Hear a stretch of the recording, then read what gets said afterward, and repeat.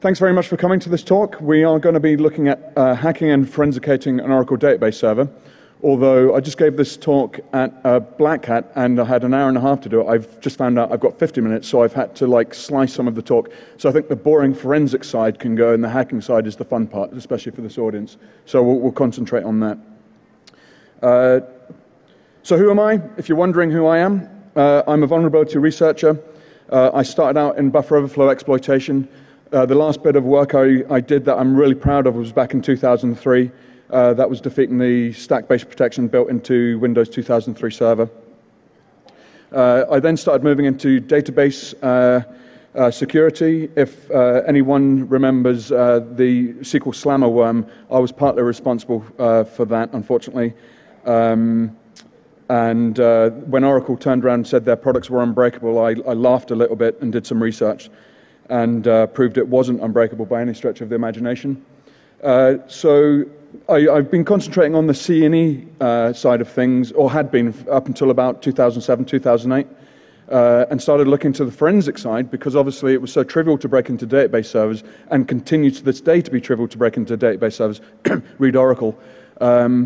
The whole idea of, well, if someone is breaking in, how do we find out what they did when they got there and what we can do to work out what we can do to prevent them from doing the same thing.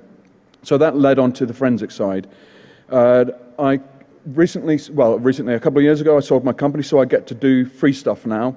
I have no commercial presses, which is great, so everything presented here is, all the white papers are free, all the tools, which I probably won't have time for, but you can go to the Verity website and download them. They're all free. There's no commercial version of it or anything like that. So yeah, if you want to follow my research, I can be found on dLitchfield on Twitter, or email me at david@verity.com with a 3 for an E. So database breaches are common. That's much as a given these days. I don't think I need to convince many people here that databases are where the goodies are at. I recently did a survey on the Oracle L mailing list, which is like for DBAs and programmers and stuff like that. It's a fairly good list, and I asked who's doing checks on their logs, like security logs and so on, and only 1/3 of DBAs are actually checking their stuff, and most of those are using grep. And I find that astonishing because, let's face it, grep's not going to work on, binary-based, bespoke custom file formats that most databases have. Forensics seems to be this, or database forensics specifically seems to be this no man's land where the incident response people are saying, well, I understand the IR stuff really well, like analyzing hard drives and so on, but databases, well, that's this whole other extra stuff I need to learn, and right now I'm working with too many other cases. And the database guys are like, whoa, I know all about how to improve the speed of a database and so on, but when it comes to IR stuff, yeah, that's way over my head. I'll stick to the stuff I know. So there just seems to be this no man's land where no one seems to be doing any work, and as a consequence, it lags behind on the forensics front. So getting to the good stuff, compromising the database. So in a typical database compromise, there are several stages. First off, there's gaining access, obviously. Once they've managed to gain access, they obviously then need to elevate privileges if they want to have full control over that database server.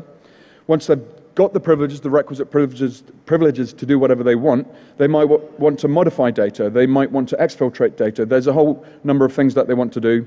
And thereafter, they might want to use that database server as a staging platform to attack the rest of the network. So that might include breaking out of the database to run operating system commands, and then download their toolkits and so on. So we'll look at each of these sections individually. Okay, so I've been playing with Oracle for 10 years, give or take a year or so. And yeah, it all started when Larry Ellison announced at his conference that Oracle was unbreakable. And you say that to a hacker, and that's like a Red Bull to a Red Bull to a flag, a red flag to a bull. And I was drinking Red Bull earlier, and I think that's why I'm speaking so fast as well. And I've got Red Bull on the brain, not red flags. So yeah, my brother and I did quite a bit of research, and my brother Mark found a really interesting flaw. And this is, remember, an EAL4 plus certified products under the common criteria. And Mark found a flaw, basically, where if you entered an overly long username, there was a stack-based buffer overflow, which was trivial to exploit. So a product which, under the common criteria, is supposedly secure, you know, could, in the authentication mechanism alone, be trivially compromised. And of course, that wasn't the only flaw. There were a number of issues. Buffer overflows in the TNS listener. I'll explain in a minute what, in fact, let's explain what the TNS listener is. Okay, so you have the Oracle database server. The first port of call a client connects to is the TNS listener. The TNS listener is responsible for communication on the Oracle database server. This is really disconcerting, by the way. I can't see anyone's faces, you know, so all I can see these bright lights. So, but anyway, the TNS listener is responsible for communication. So when a client connects to the TNS listener, it hands off the connection to the Oracle database process, and communication takes place thereafter. Now, the TNS listener itself has had a number of buffer overflows in it in the past. So again, without a user ID and password, an attacker can exploit these to trivially gain control.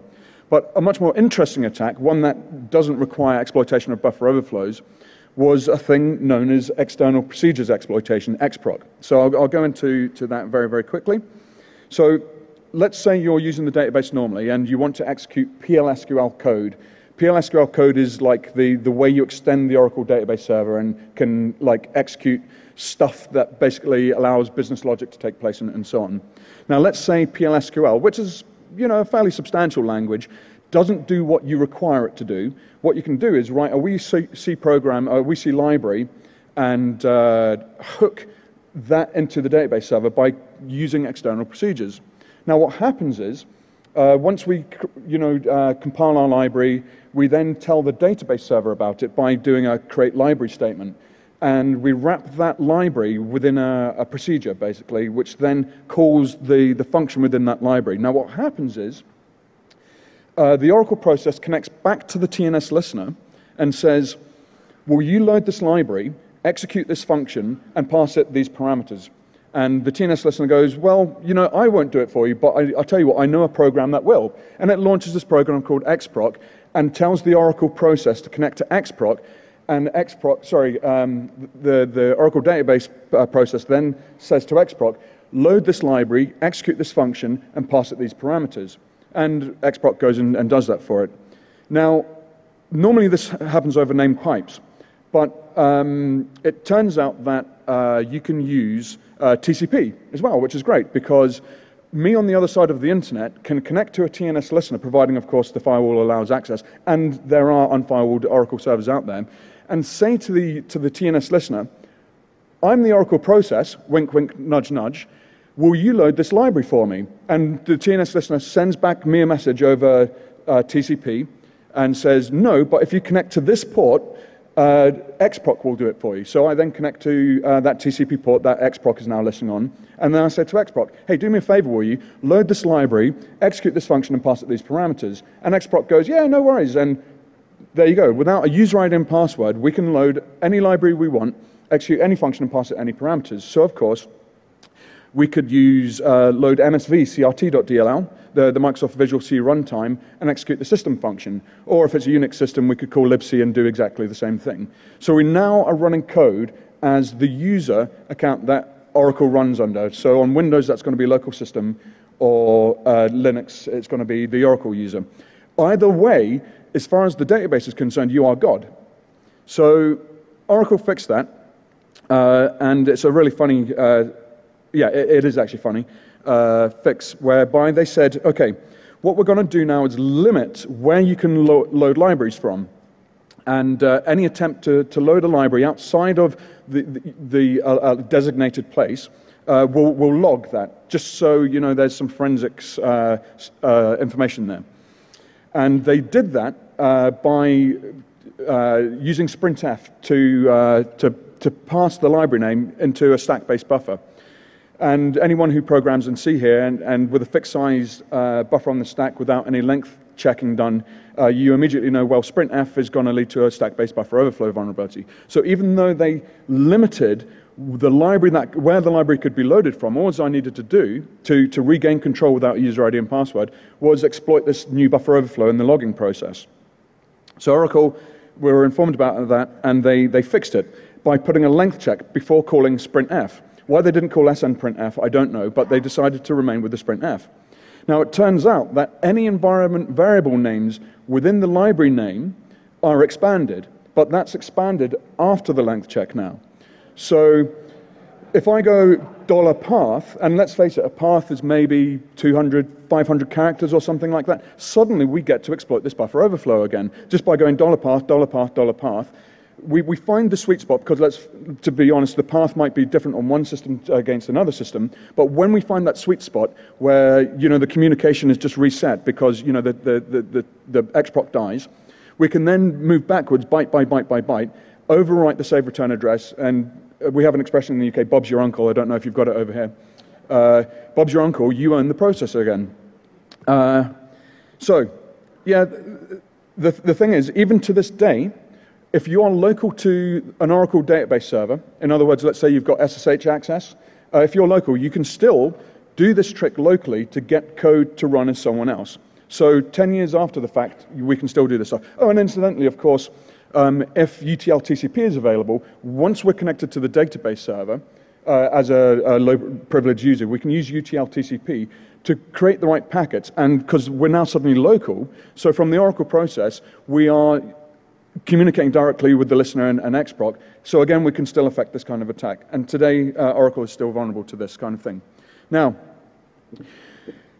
one would think that dropping msvcrt.dll in the directory where Oracle allows you to load libraries from is a bad idea, right?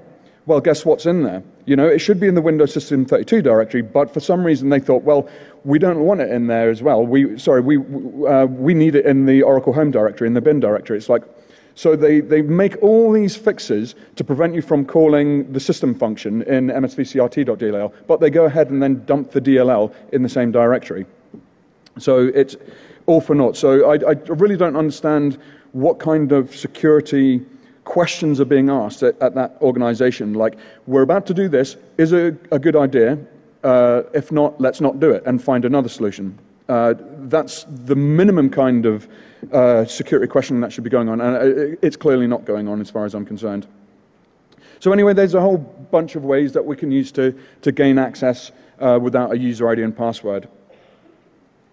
And of course, Oracle is one of these great database servers that has, depending upon the applications you install, a number of default accounts with default user IDs and passwords installed. Now, this has changed, obviously, in 10G. You now have to set a username and password, the password for the key accounts, sys, sysman, dbnsmp, and, sys, sysman, system, dbnsmp during the install process. Whilst you're installing, though, the default passwords are in place. So sys has a passwords of change on install by default. But during the installation of the Oracle server, the password is still change on install. So if you can find someone installing Oracle at that particular moment, you can obviously still connect as sys with the password of change on install and do your nefarious stuff whilst the server's being installed. Obviously, you have to hit the moment right. To be fair, it's probably never going to happen in the real world. It's just one of those things you observe in the background.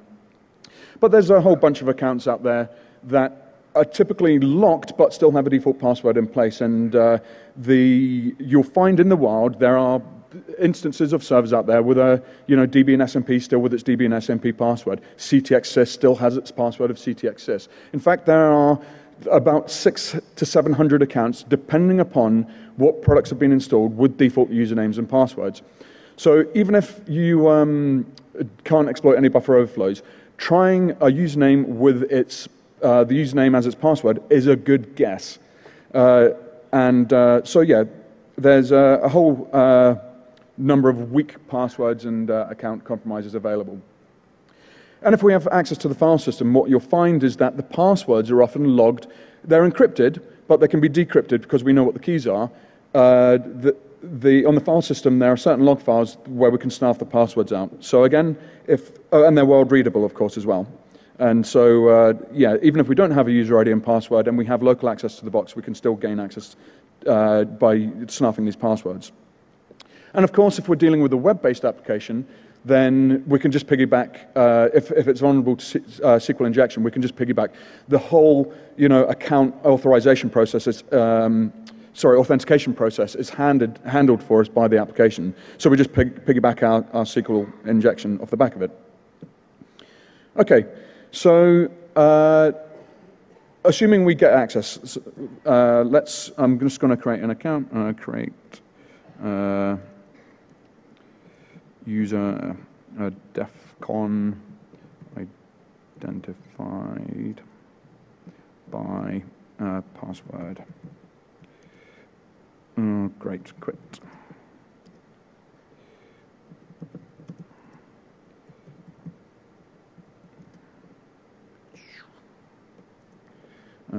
Grant. So I'm going to give this DEFCON user a grant create session, rather, to DEFCON. The only privilege required to connect to the database server is create session. I'm then going to connect as this guy. Create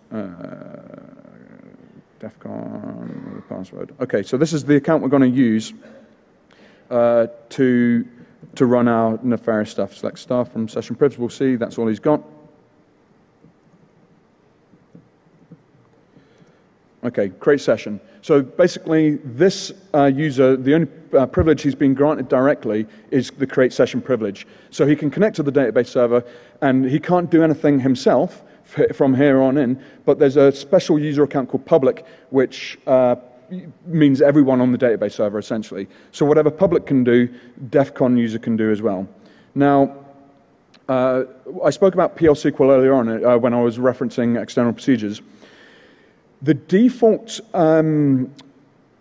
security mechanism for executing PL SQL objects, such as procedures, packages, and functions, and so on, is the definer's privileges are used to execute the object. So if the sys user creates a PL SQL package, he's the definer. Any vulnerabilities in that, as the definer, will execute with sys privileges. That's the default. You can also specify, using the authID keyword, the current user's privileges should be used, but by default,